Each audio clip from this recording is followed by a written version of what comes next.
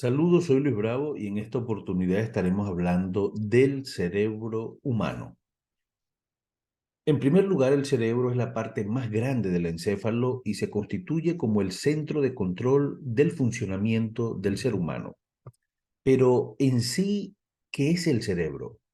El cerebro es un órgano compuesto por más de 1.000 millones de neuronas desde la corteza cerebral, donde se controla el pensamiento, el aprendizaje, la resolución de problemas, las emociones, la memoria, el habla, la lectura, la escritura y los movimientos voluntarios. El cerebro y el tronco encefálico van a formar parte del encéfalo, ubicado en el cráneo, que junto a la médula espinal conforman el sistema nervioso central. El cerebro es una estructura muy compleja, pero es interesante conocer cómo funcionamos nosotros los seres humanos. Yo desde una manera muy particular asumo que en el cerebro es donde se origina la vida y también la muerte del ser humano. Vamos a hablar un poco de la anatomía del cerebro humano.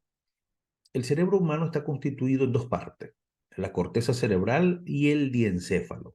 ¿Pero qué es la corteza cerebral? Bueno, la corteza cerebral es un área rugosa dividida por surcos, uno de los cuales divide el cerebro en dos hemisferios, el hemisferio derecho y el hemisferio izquierdo. En estos dos hemisferios existen varias regiones denominadas lóbulos que van a cumplir funciones muy específicas. En concreto, existen 4 lóbulos cuyos nombres se deben al hueso con el que ellos se contactan directamente. Un ejemplo, el lóbulo frontal, el lóbulo parietal, el lóbulo occipital y el lóbulo temporal. Y cuando hablamos del diencéfalo, esta estructura se encuentra alojada en la base del cráneo y está compuesta por el tálamo, el hipotálamo y la hipófisis. También tenemos que los 4 lóbulos de la corteza cerebral también cumplen funciones específicas. Un ejemplo, el lóbulo prefrontal, que está situado en la parte anterior de la corteza cerebral, se encarga de gestionar la conducta motora voluntaria, por ejemplo. El lóbulo parietal, también denominada corteza somatosensorial, la encontramos en la parte posterior, media y lateral del cerebro y se va a encargar del procesamiento de las sensaciones, de las percepciones, del tacto, de la presión, de la temperatura, del dolor, etc. El lóbulo occipital, que es la región más pequeña, se va a ubicar en la parte posterior inferior de la corteza cerebral, por debajo del lóbulo parietal, y sus funciones más destacadas son el procesamiento de imágenes, la visión, el reconocimiento espacial y la discriminación del movimiento y los colores.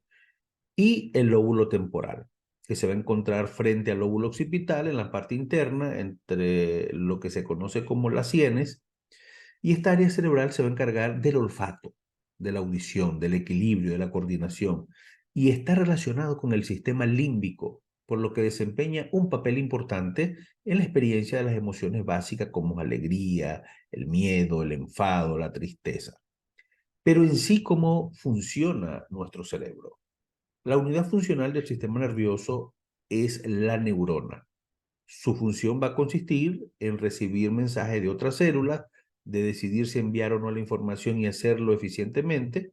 Y existen neuronas sensoriales que van a recibir esa información de los sistemas sensoriales y la van a llevar al sistema nervioso central, donde se encuentran las neuronas motoras que van a transmitir información de activación motora desde el cerebro a los músculos y las llaman interneuronas que van a transmitir información a nivel local dentro del sistema nervioso central y se va a encargar no solamente de recibirla, sino también de procesarla. Te voy a dar unas recomendaciones para el buen funcionamiento de tu cerebro. Realiza actividades que te mantengan mentalmente activos. Realiza ejercicio físico moderado, mantén relaciones sociales saludables, seguir una dieta saludable, reduce o elimina el consumo de alcohol, de tabaco o de otras drogas, duerme tus horas necesarias para que tengas un sueño reparador entre 7 a 8 horas, controla la tensión arterial. Recuerda que la hipertensión es un factor de riesgo para los problemas cerebrales. Tienes que prevenir las situaciones de riesgo que pueden aumentar las posibilidades de accidentes o golpes en tu cabeza y evita la diabetes y la hipoglicemia, porque esto van a suponer factores de riesgo para problemas cerebrales.